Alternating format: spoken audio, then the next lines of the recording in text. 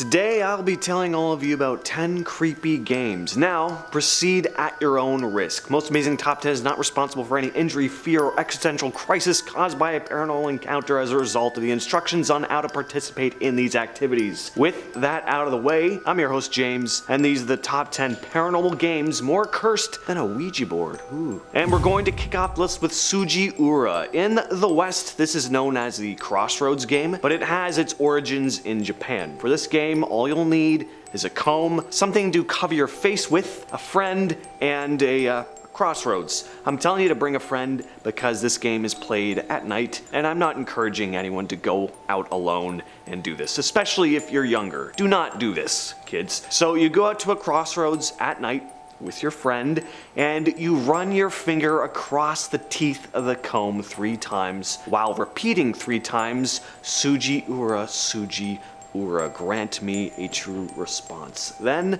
you just wait. If someone you know approaches the crossroad, the ritual has failed. But if a stranger starts approaching, cover your eyes with the item you've brought with you and ask them to tell you your fortune. Now be ready for whatever they answer. Do not uncover your face until the stranger walks away. This is why I'm not recommending that you do this one. You don't want to be talking to a stranger and covering your face. Alright, so just proceed with caution. Next up, we have the picture game. Now ideally, you'll have a few people to play this one, but you can play it with just 2 of you as well. So here's what you'll need: a string, a small mirror, one for each player, a camera with the flash on, a glass with a bit of alcohol, wine works well, and a pair of scissors. So to start, you're gonna tie your string in a circle. Put the string in the middle of the room with your glass in the middle of the circle. Have everyone sit around the string holding their mirrors, pointing them at the ceiling. Next, turn off them lights. It's something you're going to hear a lot in this video. Next, everyone closes their eyes, and while holding hands, each person says out loud, "I trust you," followed by everyone repeating 3 times in unison. If this ritual has worked, you've now invited something into the room, which you can now try and snap a picture of. Start passing your camera around the circle, and each person who gets it says out loud, "I caught you," before snapping a picture with the flash on. Now, before you stop, you need to formally end the game. Everyone closes their eyes and repeats 3 times, "It is time to go home." Then you point your mirrors face down, cut the string, and dispose of the alcohol in the glass. If all this has worked, you can start going through the pictures now, and you might see something lurking in the background. The elevator game. For this one, you'll just need access to an elevator with 10 floors, and like with most of these games, playing it at night is probably ideal. So in order to play, enter the elevator and proceed to reach various floors in a sequence. Make sure there's no stranger getting on the elevator with you. If they do, you'll just have to start over again. But you can play with friends. So start by ascending to the 4th floor, then go back down to the 2nd, go back up to the 6th floor,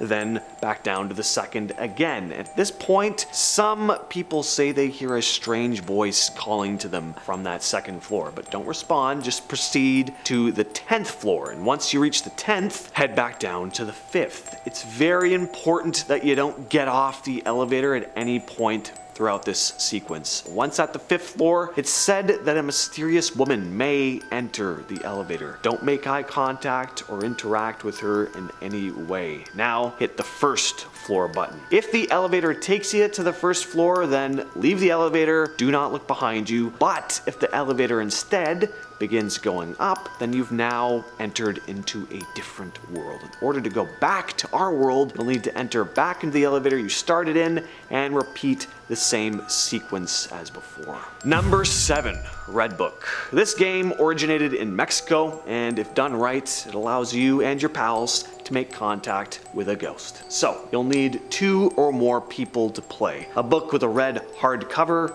and a red candle. To start, turn off the lights, light your candle, place your hand on the book, and say out loud, "Red Book, can I enter your game?" Next, you keep your eyes shut and open the book to a random page. Place your finger on the page, then open your eyes, and whatever sentence your finger is placed on is the answer to your question. Now, if the sentence just doesn't make any sense at all, then congratulations, there's probably no spirit in your house. If the sentence does fit as a response, then you'll either proceed with the game or not proceed with the game, depending on what the response is. Something closer to a yes or closer to a no. If you do proceed with playing, everyone takes turns asking questions until you decide to end the game. At which point you'll all need to ask Redbook, can I leave your game? And you'll need to receive something along the lines of a yes before you can stop. So yeah, you could be playing this one for a while. Number 6, Baby Blue. This game is similar to Bloody Mary, but you can't do it with friends. If you're gonna play this game, gotta go in alone. Go into the bathroom, turn off all the lights,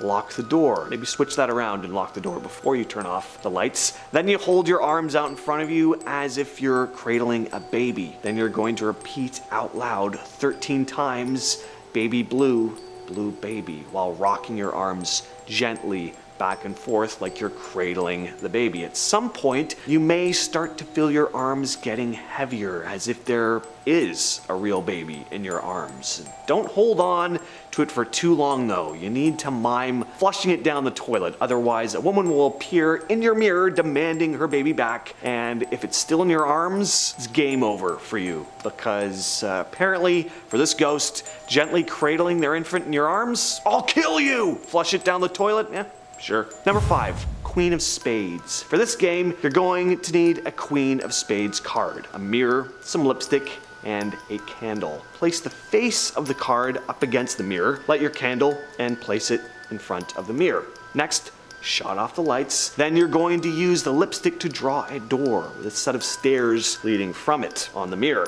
Once that's done, take a step back, close your eyes, and repeat 3 times, Queen of Spades, come. Now, make sure to concentrate very hard on imagining the Queen of Spades opening the door and ascending the stairs. You may hear a slight sound of footsteps at this point. Then you're going to slowly open your eyes, and if it's worked, there she'll be staring back at you from the mirror. At this point, you can ask for a wish. Now, if it looks like the woman is getting closer, or you can feel as if you're having a hard time breathing, you need to end the game. Say, Queen of Spades, go away, before quickly wiping off the lipstick drawing, then turn on the lights, blow out the candle. Next up, we have Berzerk. Now, Berzerk is actually a video game released in 1980 by Stern Electronics. It's a classic arcade game where players control this humanoid character moving through a maze that's filled with robots. The objective was to destroy the robots while avoiding their attacks. This game gained popularity or notoriety for its simple yet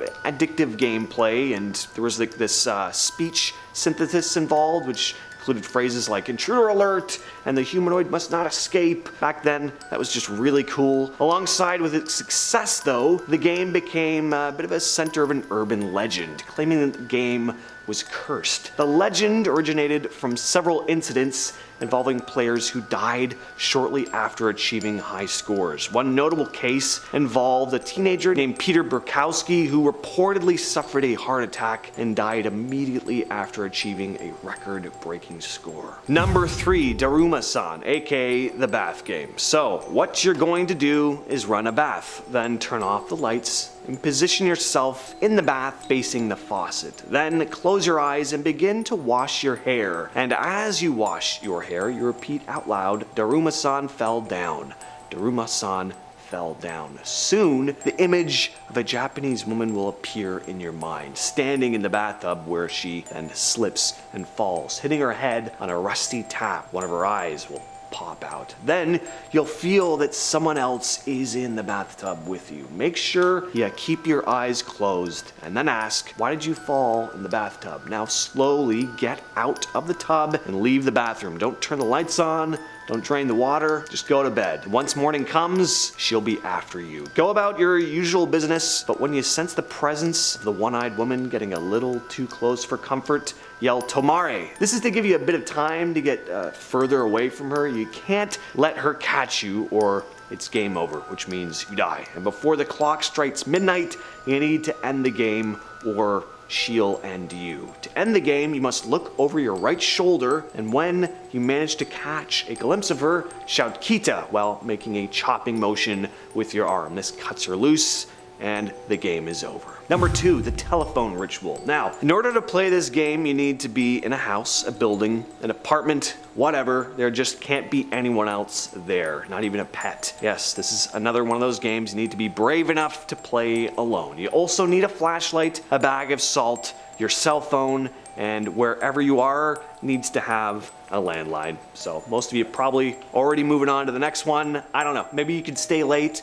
at the office, wait for everyone to go home or something, get your grandparents out of the house for an hour. You'll figure it out. You just get it done. So to start, you're going to pour a line of salt on the outside of the bathroom door. Yes, another creepy bathroom game. Toilet humor and toilet horror, the staples of childhood. Then you turn off all the lights in the house, make sure it's pitch dark, go into the bathroom, lock the door, and turn on your flashlight. Point the flashlight at the toilet, then pull out your cell phone and call your landline. Someone might just answer. Not sure what pointing the flashlight at the toilet has to do with it, but it's just part of the ritual. And coming in at number 1, we have the little finger game. Now, unlike the other games on this list, you don't need anything besides a computer or phone to look up the little finger game story that you're going to need to read in order to play. But hang on, before you do that, just know that as soon as you read the story, the game has begun, whether you like it or not. So maybe wait until I give you